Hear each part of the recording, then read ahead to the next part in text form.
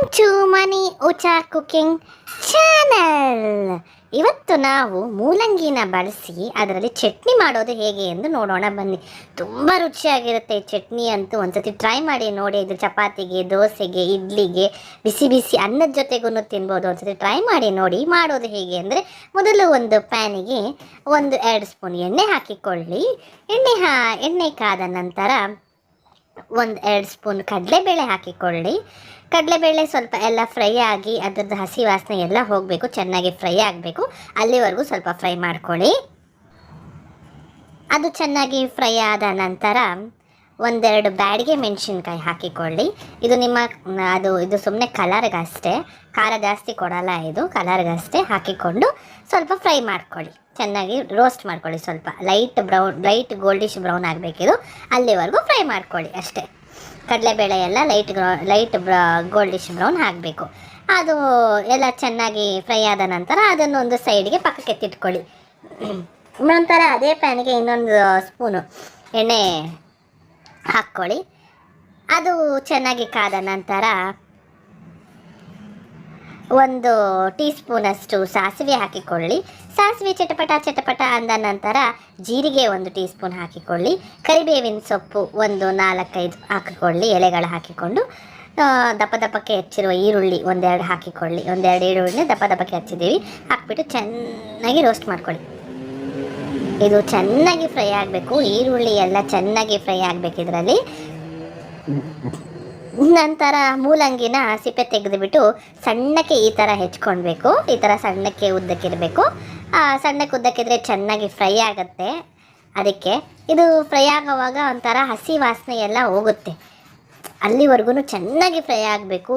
Taste ಅಂತೂ ಈ ಚಟ್ನಿದು ತುಂಬಾ ಚೆನ್ನಾಗಿತ್ತು. ಒಂದ್ಸತಿ ಟ್ರೈ ಮಾಡಿ ನೋಡಿ, ನಿಮಗೆ ಗೊತ್ತಾಗುತ್ತೆ.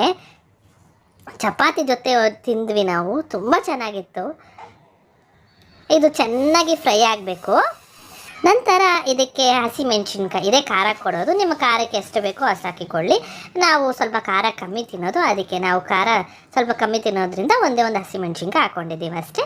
ಅದನ್ನು ಹಾಕಿಕೊಂಡು 1 ಸ್ಪೂನ್ ಶುಂಠಿ ಬೆಳ್ಳುಳ್ಳಿ ಪೇಸ್ಟ್, ಇದು ಮನೆಯಲ್ಲೇ ಮಾಡಿರೋದು ಶುಂಠಿ ಬೆಳ್ಳುಳ್ಳಿ ಪೇಸ್ಟು, 1 ಸ್ಪೂನ್ ಹಾಕಿಕೊಂಡು ಚೆನ್ನಾಗಿ ಫ್ರೈ ಮಾಡ್ಕೊಳ್ಳಿ. ಚೆನ್ನಾಗಿ ಫ್ರೈ ಆಗಬೇಕು ಅದನ್ನು.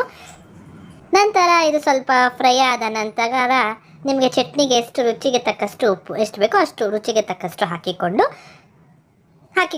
ಮತ್ತು ಚೆನ್ನಾಗಿ ಮಿಕ್ಸ್ ಮಾಡಿಕೊಳ್ಳಿ.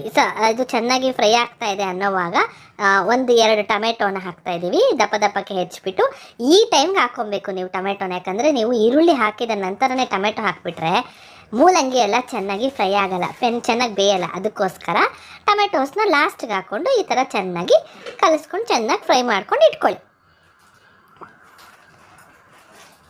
ನೋಡಿ, ಈ ಥರ ಚೆನ್ನಾಗಿ ಫ್ರೈ ಆಗಿದೆ. ಈಗ ಸ್ವಲ್ಪ ತಣ್ಣಗಾದ ನಂತರ ಫಸ್ಟು ನಾವು ಅದೇ ಕಡಲೆಬೇಳೆ ಮತ್ತು ಬ್ಯಾಡಿಗೆ ಮೆಣಸಿನ್ಕಾಯಿ ಹಾಕಿ ಹುರಿದಿರ್ತೀವಲ್ವ, ಅದನ್ನು ಸ್ವಲ್ಪ ಪೌಡ್ರ್ ಮಾಡ್ಕೊಳ್ಳಿ. ಫಸ್ಟೇ ಪೌಡ್ರ್ ಮಾಡ್ಕೊಳ್ಳಿ ಸ್ವಲ್ಪ. ಅದನ್ನು ಮಿಕ್ಸಿ ಜಾರ್ಗೆ ಹಾಕ್ಬಿಟ್ಟು ಪೌಡ್ರ್ ಮಾಡ್ಕೊಂಡು ನಂತರ ಇದನ್ನು ನಾವು ಮೂಲಂಗಿ, ಈರುಳ್ಳಿ, ಟೊಮೆಟೊ ಎಲ್ಲ ಫ್ರೈ ಮಾಡಿರ್ತೀವಲ್ವ, ಅದನ್ನು ಅದಕ್ಕೆ ಹಾಕ್ಕೊಳ್ಳಿ. ನಂತರ ಒಂದು ಚೂರು ಒಂದು ಅರ್ಧ ಕಾಯಿ ಹಾಕ್ಕೊಳ್ಳಿ. ಕಾಯಿ ಹಾಕ್ಕೊಂಬಿಟ್ಟು ರುಬ್ಕೊಳ್ಳಿ. ಅದಕ್ಕೀಗ ನಾವು ಒಗ್ಗರಣೆ ಹಾಕ್ತಾಯಿದ್ದೀವಿ. ಚಟ್ನಿ ಆಗಿದೆ, ಒಗ್ಗರಣೆ ಹಾಕ್ತಾಯಿದ್ದೀವಿ. ಅದೇ ಪ್ಯಾನಿಗೆ 1 ಸ್ಪೂನು ಎಣ್ಣೆ ಹಾಕಿಬಿಟ್ಟು ಸಾಸಿವೆ ಹಾಕಿ, ಸಾಸಿವೆ ಚಿಟಪಟ ಅಂದ ನಂತರ ಇದು ಜೀರಿಗೆ 1 ಟೀ ಸ್ಪೂನಷ್ಟು ಹಾಕಿಕೊಂಡು ಕರಿಬೇವಿನ ಸೊಪ್ಪನ್ನ ಹಾಕ್ಕೊಂಡು ಒಗ್ಗರಣೆ ಮಾಡ್ಕೊತಾ ಇದ್ದೀವಿ ಅಷ್ಟೇ. ನಂತರ ಈ ಒಗ್ಗರಣೆನ ನಾವು ಆ ಚಟ್ನಿಗೆ ಹಾಕಿ ಕಲಿಸಿದ್ರೆ ಆಗೋಯ್ತು ಅಷ್ಟೇ. ರುಚಿಯಾದ ಮೂಲಂಗಿ ಚಟ್ನಿ ಸವಿಯಲು ಸಿದ್ಧ. ಮಾಡ್ಕೊಳ್ಳಿ, ತಿನ್ಕೊಳ್ಳಿ. ನಿಮಗೆ ನಮ್ಮ ಚಾನಲ್ ಇಷ್ಟವಾದಲ್ಲಿ ಲೈಕ್, ಶೇರ್, ಸಬ್ಸ್ಕ್ರೈಬ್ ಮಾಡಲು ಮರೆಯಬೇಡಿ. Thank you for watching.